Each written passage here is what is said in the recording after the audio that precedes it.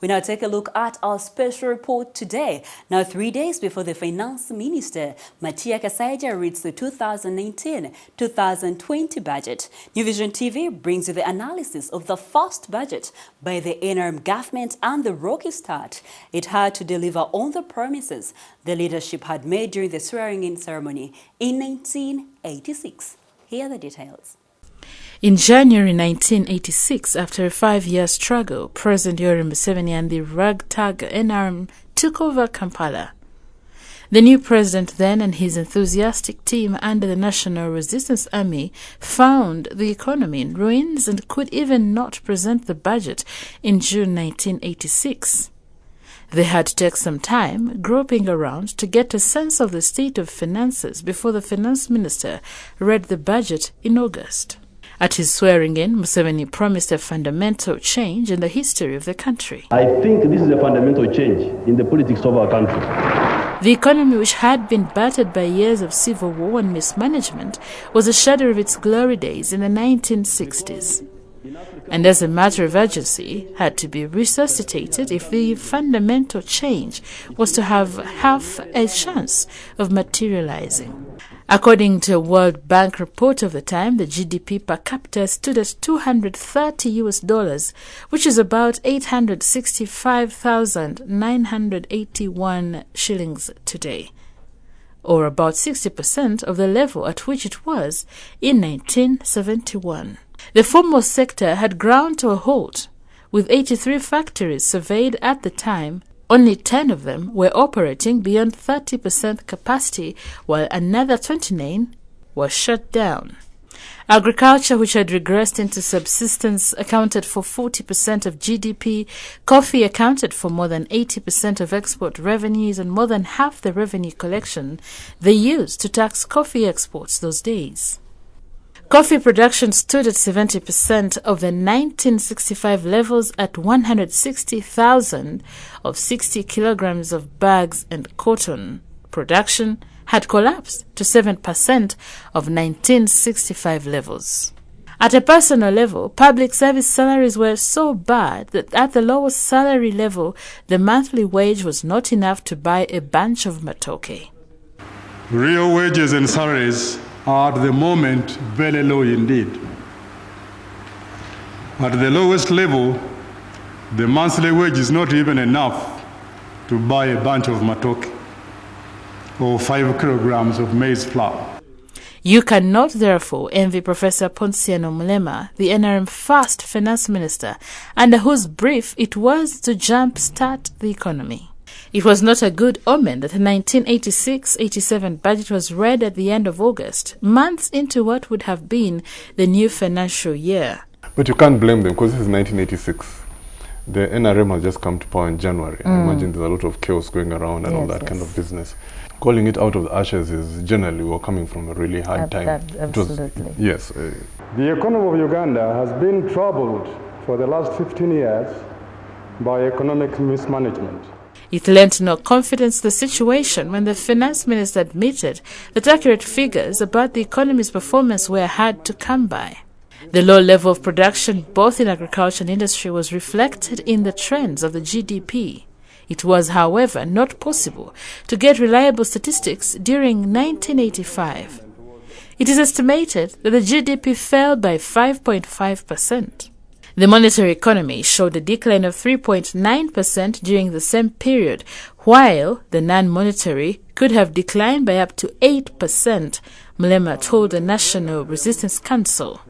Mulema also reported that the previous year's budget had gotten out of hand. The budgetary situation during the year of 1985-1986 was abnormally difficult. The budgetary performance was more absurd than ever before. He said of his frustration, palpable many years later. Revenues, fortunately, followed suit, coming in at 402 billion Uganda shillings against the earlier projected 313 billion Uganda shillings, but still left a 104 billion Uganda shillings hole in the budget to plug.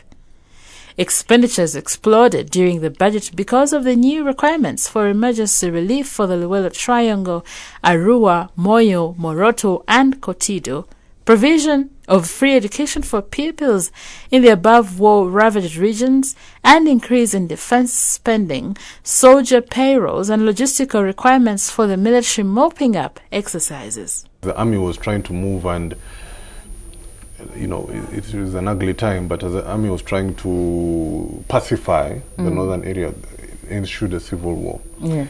And so immediately, war can't wait for other things. You have to pay for it. There was also a depreciation of the shilling, which affected the cost of foreign currency payments, such as loan repayments, essential imports, and travel abroad. With increased government spending came inflation. Official figures show that in 1986, inflation was recorded at 143.8% and spilled over into the next year, where it came in at 215.4%. To make sense of these numbers, it means that in 1986, prices were doubled every 6 months, accelerating further and doubling every 3 months in 1987. This meant that if you paid 1 million shillings as school fees in January in 1987, you would pay 2 million shillings in the second term and 4 million in the third. Other historical factors aside, this partly explains why Ugandans gravitate towards business, because in an inflationary situation you can raise prices. To some extent, this is true, but it is better than being locked into a monthly salary, which is unresponsive to price changes. Mulema took this into account and managed a 50% increase in the wage bill, with the biggest pay hikes going to the lower cadre. This will, of course, not bring significant relief to the workers, as the prices will be high for all of them.